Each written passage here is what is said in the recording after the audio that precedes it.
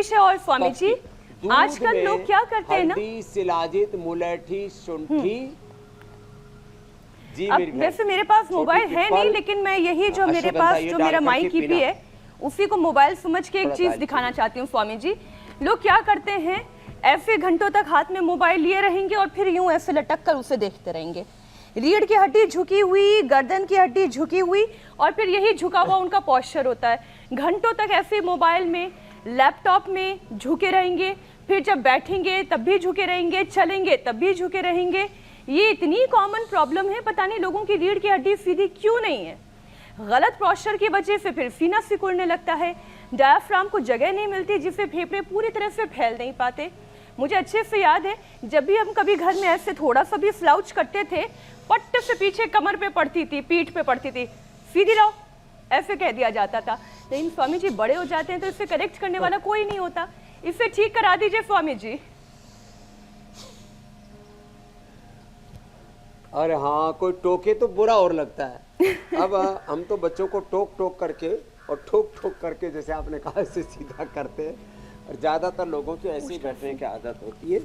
इससे lung, respiratory system, पूरा diaphragm compromise हो जाता है। ऐसे नहीं बैठना, ऐसे ही बैठना हमेशा। और जवानों को तो वज्रासन में बैठा दो तो फिर आगे झुकने का अवसर ही कम मिलता है। एक तो ये अच्छा उपाय है। तो सीधा बैठने की आदत डालें, और फिर जैसे मैंने कहा उसको ठीक करने के लिए पुष्टासन से लेकर के ऐसे ये, और फिर ये थोड़ा सा, तो इतना सा तो सब कर ही लेंगे ना, इतना सा।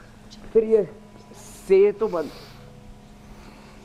और हाँ, भुजंगासन और मरकटासन। भुजंगासन हमने 100 बार का टारगेट दे रखा है सबको, इतना कर लिया तो रेस्पिरेटरी सिस्टम 100 साल तक एकदम टनाटन रहेगा। सुबह उठ करके थोड़ा रनिंग करें, front walk, back walk, front running, back running, और स्विमिंग जिनको मिल जाए तो क्या बात है। अभी तो गर्मी का मौसम आ गया है, बीच में भगवान जी ने कृपा की, इधर बरसाया नहीं तो इधर तो काफ़ी नुकसान होता। गेहूं कटने को खड़े हैं, फसल कटने के लिए खड़ी है। तो अब ईश्वर के अनुग्रह से बादल छट गए हैं। अच्छा, ये बादल, फिर सुबह शाम की थोड़ी ठंड, फिर दिन की धूप, फिर जो है सर्द गर्म, और इससे सर्द गर्म ही बोलते हैं गांव में, तो सर्द गर्म होगी भाई, सर्द गर्म होगी मतलब सर्दी जुकाम हो गया। अब इस ऐसे परिस्थितियों में सबके घर में स्वासारी और ब्रोनकोम चूस लें, और स्वासारी या स्वासारी बटी या स्वासारी गोल्ड शहद से ले लें, एकदम से फायदा।